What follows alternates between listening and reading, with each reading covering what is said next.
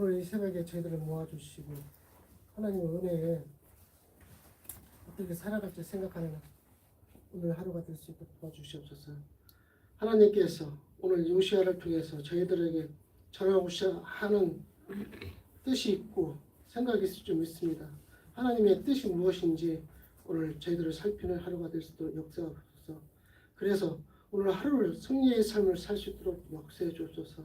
오직 주님만 바라보는 우리 해성교회의 성도들이 될 수 있도록 역사해 주옵소서.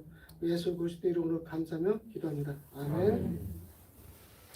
오늘 찬송가는 315장입니다.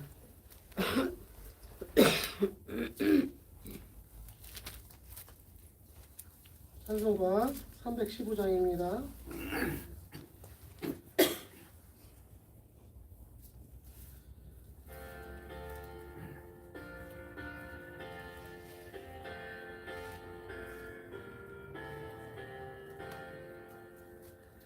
내 주 되신 주를 참 사랑하고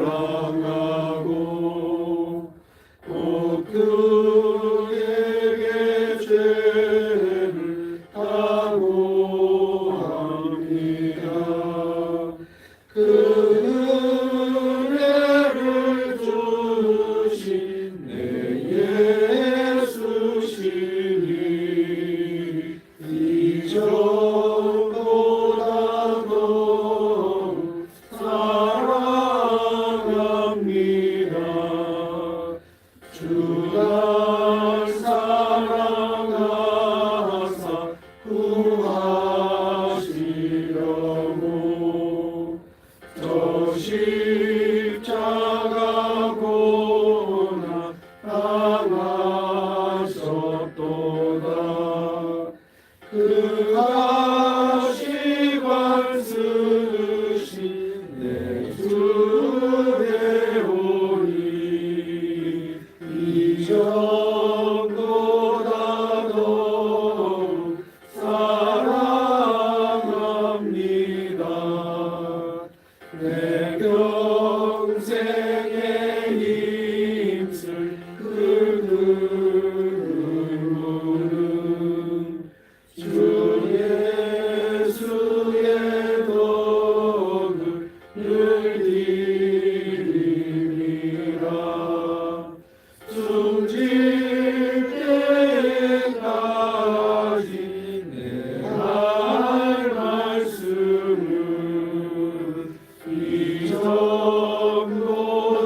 이전보다도 사랑합니다.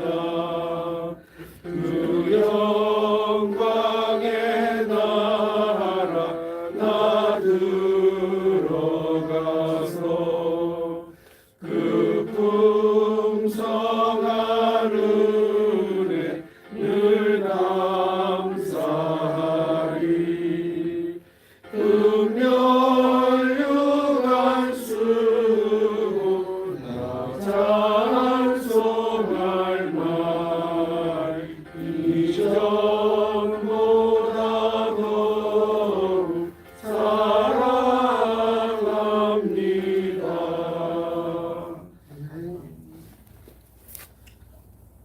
나는 전능하신 아버지 하나님 천지의 창조주를 믿습니다. 나는 그의 유일하신 아들 우리 주 예수 그리스도를 믿습니다.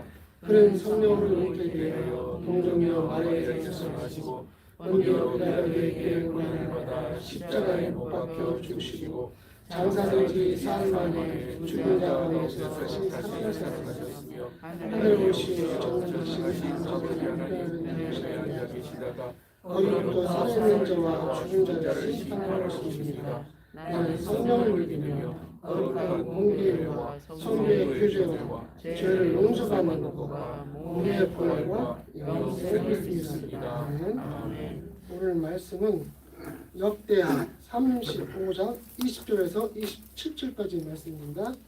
역대하 35장 20절에서 27절까지 말씀입니다.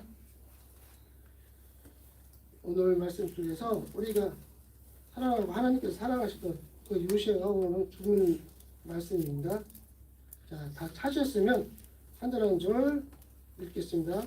이 모든 일 후 곧 요시야가 성전을 정돈하기를 마친 후에 애굽 왕 느고와 유브라데의 강가의 갈그미스를 치러 올라왔으므로 요시야가 나가서 방비하였더니 누구가 요시야에게 사실을 보여 이르되 유다 왕이여 내가 그대와 무슨 관계가 있느냐 내가 오늘 그대를 취하는 것이 아니요 나와 더불어 싸우는 족속을 취하는 것이라 하나님이 나에게 명령하사 속히 하라 하셨은즉 하나님이 나와 함께 계시니 그대는 하나님을 거스르지 말라 그대를 멸하실까 하노라 하나 요시야가 몸을 돌이켜 떠나기를 싫어하고 오히려 변장하고 그와 싸우고자 하여 하나님의 입에서 나온 누구의 말을 듣지 아니하고 묻기도 골짜기에 이르러 싸울 때에 벌써 내가 요시야 왕을 쏜지라 왕이 그의 신하들에게 이르되 내가 중상을 입었으니 나를 도와 나가게 하라 그 부하들이 그를 병거에서 내리게 하고 그의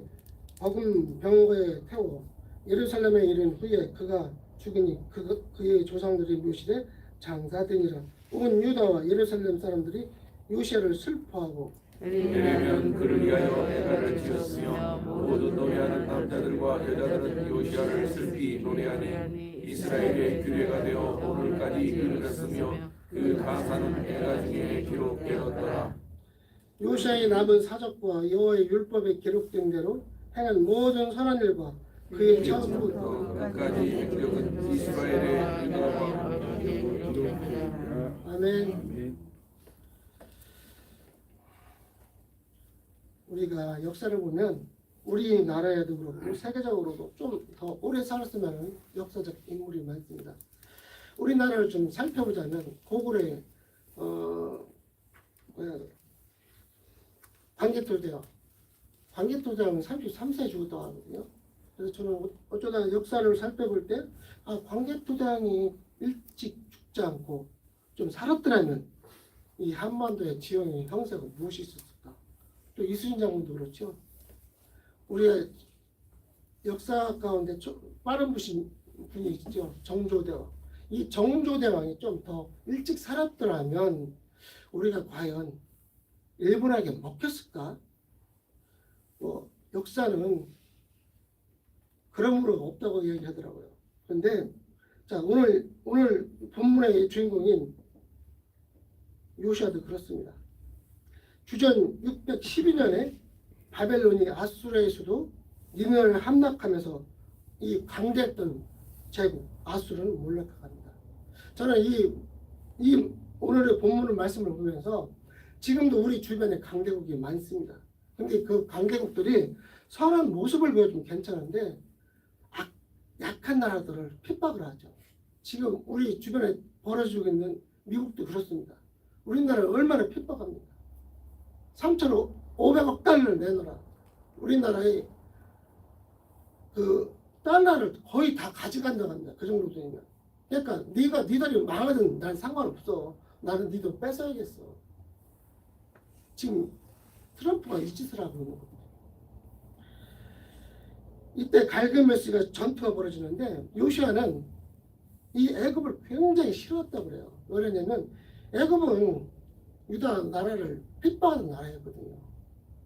그러니까 애굽의 왕이 이 아수르와 동맹을 맺고 그 바벨론과 전투를 하러 가는데 방해하는 장면이에요.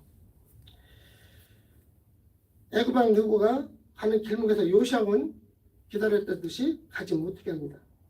요시야는 하나님의 뜻을 살피지 않고 자신의 뜻대로 느고 왕의 길을 막았다가 결국 안타까운 죽음을 맞습니다. 만약 요시야 왕이 하나님의 뜻을 묻고 하나님께서 내 뜻이 아니라 하나님의 뜻이 무엇인지 묻고 순종했더라면 요시야 왕의 죽음은 없었을 것입니다. 그리고 유다 왕국의 멸망도 좀 늦춰주지 않았을까 생각이 듭니다. 오늘 여기에서 우리는 몇 가지 짚어봐야 할 하나님의 말씀이 있습니다. 첫 번째, 순종의 한계입니다. 좋은 시작이 항상 끝은 좋지 않다는 것이죠. 이렇게 되려면 처음도 순종, 마지막도 순종해야 되는데 우리 인간은 그렇지 않습니다. 어느 순간 교만이 살짝 올라오죠. 그는 율법책을 발견하고 우상을 없애고 유월절을 회복했습니다. 영적 부흥의 절정을 이끌었죠. 그런데 그의 마지막은 이상하게도 하나님의 말씀을 듣지 않았어요. 그래서 전쟁터에서 죽음을 맞이합니다. 자, 역대하 35장 22절 이렇게 말씀합니다. 요시야가 하나님의 입에서 나온 느고의 말을 듣지 아니하고. 요시야의 죽음은 과거의 순종이 현재의 불순종을 덮을 수 없다는 역사적 사실을 말해줍니다. 하나님의 관계는 과거의 성취가 아니라 현재의 순종이라고 말합니다. 옛날에 나 이렇게 해서 하나님께 많이 순종했어. 아니요. 예전에 좀 불순종했어도 지금 순종하면 하나님의 관계가 좋은 거예요.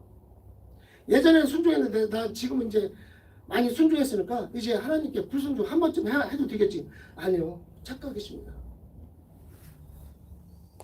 두 번째, 겸손의 결핍이 왔습니다. 요시야는. 하나님도 내 뜻에 동의해 주실 거라고 믿었던 거죠. 우리가 교회에서 어떤 큰일을 할 때 그 착각을 빠지는 경우가 바로 이겁니다.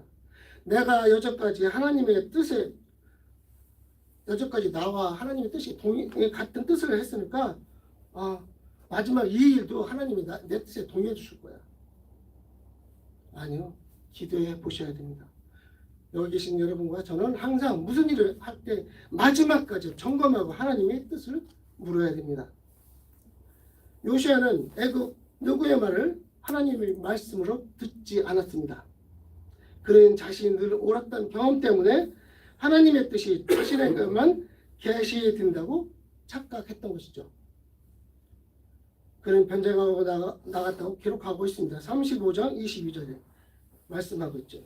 이는 겸손 대신 자기 확신에 사로잡혀 있었습니다. 신앙이 깊을수록 우리는 더 깊게 하나님 없이도 하나님의 일을 할 수 있다는 착각에서 빠져나와야 됩니다. 요시야의 죽음은 신앙의 정점에서조차 겸손을 잃지 말라는 하나님의 경고입니다. 오늘 말씀을 통틀어서 이 대목이 가장 중요한 것 같습니다.